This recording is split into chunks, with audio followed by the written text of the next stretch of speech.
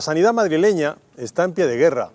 La apertura de los nuevos puntos de asistencia continuada, una plantilla corta y la saturación laboral de los médicos ha provocado un conflicto laboral que los partidos han convertido en un campo de batalla. La izquierda ataca a Ayuso y Ayuso politiza la postura de los trabajadores. Ustedes saben mejor que yo que el Partido Socialista Obrero Español está hundido en la Comunidad de Madrid.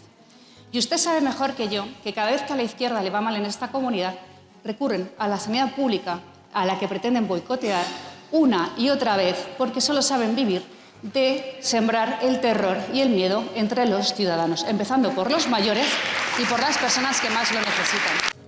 Bueno, nosotros hemos querido acercarnos a una de las partes que mañana precisamente comienza una huelga, que es el sindicato AMITS. Así que vamos a hablar con Ángela Hernández, su secretaria general.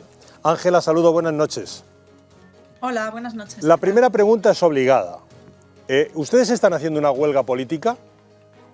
No, a ver, sobre todo, bueno, somos un sindicato profesional médico. Entre nuestros afiliados hay seguidores y votantes de cualquier partido político. No, nosotros en ese sentido no nos pronunciamos. Nuestro objetivo es defender las condiciones laborales de los médicos. Y desde luego que no estamos haciendo política ni de un signo ni de otro. En lo que yo quiero que nos cuente usted, que es la raíz del problema, su situación, ¿sienten ustedes que están siendo utilizados políticamente? Bueno, este tema claramente al final se da la utilización política tanto del gobierno, que para nosotros ha tomado una decisión más con un carácter, digamos, con una intención electoralista, que basándose en informes y en datos técnicos, como por parte de la oposición. Es decir, una vez que estalla un tema como este, es medianamente lógico que al final todos los partidos traten de llevarlo a su visión. Lo que sí que puedo decir es que para nosotros, para los profesionales, resulta incomprensible que a finales de septiembre nos presentasen de un día para otro la tercera modalidad de apertura de modelo de urgencias extrahospitalarias, porque ya nos habían presentado dos modelos previos muy diferentes, y que en este modelo lo que nos venían a decir, y en el punto que no nos podemos poner de acuerdo, es que con el personal sanitario, en concreto con el personal médico de 41 centros de servicio de atención rural, que hasta ahora han funcionado estupendamente y que no habían dado problemas ni siquiera durante la peor parte de la pandemia, se iban a reabrir los 78 puntos, adscribiendo los servicios de urgencias de atención primaria, que aunque se llamasen así, estaban gestionados previamente a su cierre por el SUMA 112. Creo que es fácil de entender que es imposible cubrir el doble de puntos de atención en las mismas condiciones con el personal de la mitad de esos centros. Creo que esto es sencillo.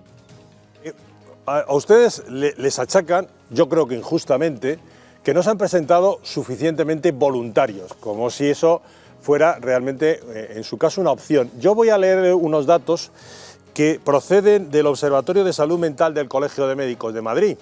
Dice, el 92% de los facultativos indican haber sufrido o sufrir agotamiento emocional. El 86% síndrome de despersonalización, es decir, cuando empiezas a notar que no te entiendes ya con los compañeros ni con los pacientes. Y un 73% una baja realización personal, es decir, con este estado emocional, ¿alguien podía pensar que ustedes iban a correr a presentarse voluntarios? Creo que no era realista y así se lo hicimos saber a la directora general de Recursos Humanos y al viceconsejero de Asistencia. A ver, hay que tener en cuenta que esta situación no viene de ahora, ni siquiera viene de 2 años de pandemia, viene de mucho antes. Para entendernos, en el 2007 ya se firmaron unos acuerdos conforme a que se tenía que incentivar el turno de tarde de atención primaria, porque ya había problemas para rellenar ese turno de tarde. Se incumplieron sistemáticamente por parte de la Administración, amparados en las leyes de acompañamiento presupuestario, y estoy segura de que ahora mismo les encantaría haberlo cumplido y haber tomado medidas, porque ahora ya cuando las quieren tomar, pues es verdad que es complicado encontrar profesionales médicos. ¿Por qué? Porque los residentes que terminan se van, eligen otras comunidades e incluso otros países para ejercer. Ahora mismo es mucho más difícil solucionar este tema, pero aparte es que lo querían hacer, por una parte querían duplicar el trabajo y que los que estaban cubriendo 40 centros correctamente pasasen a cubrir incorrectamente y muy cortos 78, y por otro los sábados y los festivos los querían cubrir con voluntarios de estos profesionales ya sobrecargados y de atención primaria, cuando en atención primaria los médicos de familia, los especialistas, están ya cubriendo un 20% de consultas que no hay ningún médico para cubrirlas. Entonces, bueno, era imposible, era realmente muy difícil sin hacer una auténtica apuesta por mejorar, por incentivar y por atraer a los médicos. Pero no solo les dimos el problema, también les dimos una posible solución, y es que hay médicos que habían estado ejerciendo en los SUAP, en los servicios de urgencia de atención primaria, que ahora están en el SUMA 112, abriendo otro tipo de dispositivos, que querían voluntariamente volver a esos dispositivos. Esto se podía haber hecho contando con esos profesionales y de una forma progresiva. Lo que es casi imposible es abrir los 37 a la vez. Nosotros consideramos que hay que abrirlos, pero que hay que abrirlos con buenas condiciones para los profesionales y, sobre todo, con buenas condiciones de asistencia para los madrileños. Y eso supone, pues, ir poquito a poco, hacer las cosas bien. Bueno, todo lo que prácticamente no se ha hecho, porque hasta el cómo han avisado a los profesionales, pues se ha hecho de la peor forma posible. A eso me voy a referir. Le voy a leer. Te llegan mails por la noche para que te vayas a trabajar a un centro a 50 kilómetros de tu lugar de trabajo habitual. A mediodía te ponen un Uber para otro centro. A ver si allí puedes cubrir un ratito. Eso sí, sin desfibrilador y puede que sin enfermero. ¿Esto es un reflejo real?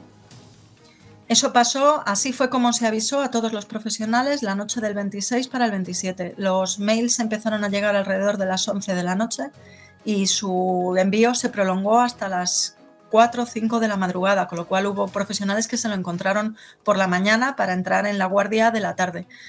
Además se hizo de una forma absolutamente, pues entiendo que se hizo por un programa informático, pero ni siquiera iba encabezado por un mensaje que dijera, bueno, esto lo va a hacer un programa informático, pero si se produce alguna incidencia, por favor, llamen a tal teléfono. No, lo hicieron directamente con un frío mensaje por mail, y desde luego esto no ha ayudado tampoco y ha creado muchas situaciones de estrés y de angustia. Es normal. A ver, los profesionales sanitarios tenemos muchísima vocación, pero hay que tener en cuenta que también tenemos familia y que también tenemos otra serie de obligaciones, y que a veces cambiar toda la organización de tu vida de un día para el siguiente, pues no es posible.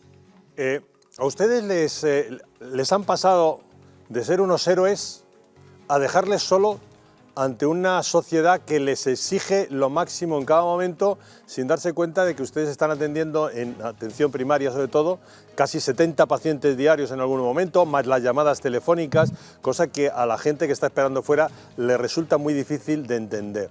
¿Está habiendo suficiente pedagogía o la política va a acabar, digamos, de alguna manera atrofiando el propio sistema?